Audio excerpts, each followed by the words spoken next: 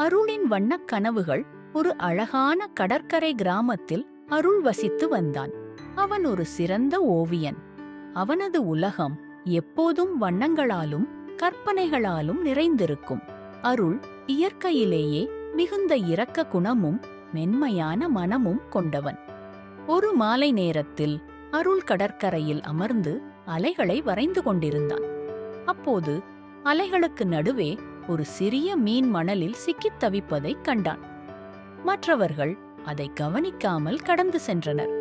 ஆனால் அருளின் மனம் துடித்தது.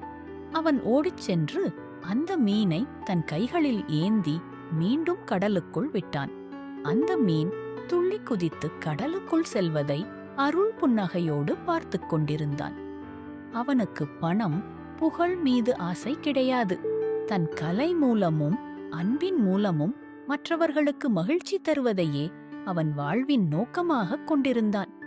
ஒரு நாள் நகரத்திலிருந்து வந்த ஒரு பெரிய கலை ஆர்வலர் அருளின் ஓவியங்களை பார்த்தார். அருள், உன் ஓவியங்கள் உயிரோட்டமாக இருக்கின்றன. இவற்றை நான் வெளிநாடுகளில் விற்று உன்னை மிகப்பெரிய கோடீஸ்வரன் ஆக்குகிறேன். என்னுடன் வா என்று அழைத்தார்.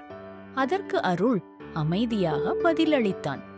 ஐயா, எனக்கு இந்த அலைகளின் ஓசையும் கடற்கரை மணலும் நான் வரைவதற்கு உதவும் இந்த அமைதியும் தான் சொத்து. என் ஓவியங்கள் விற்பனைக்காக அல்ல, என் மனதின் அமைதிக்காக.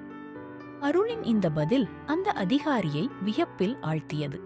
அன்று இரவு அருள் ஒரு கனவு கண்டான்.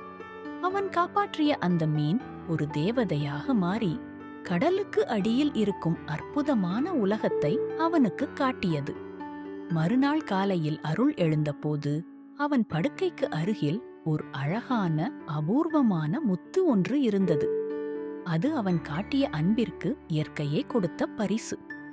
அருள் இன்றும் அதே கடற்கரையில் தன் தூரிகையால் உலகிற்கு அன்பை வரைந்து கொண்டிருக்கிறான். அருளின் குணங்கள் இதில் எப்படி பிரதிபலிக்கிறது? அன்பு, சிறிய மீனுக்காகவும் இரக்கப்படுவது. பற்றற்ற வாழ்வு, பெரிய பண வாய்ப்பை நிராகரித்து தனக்கு பிடித்த கலைக்காக வாழ்வது.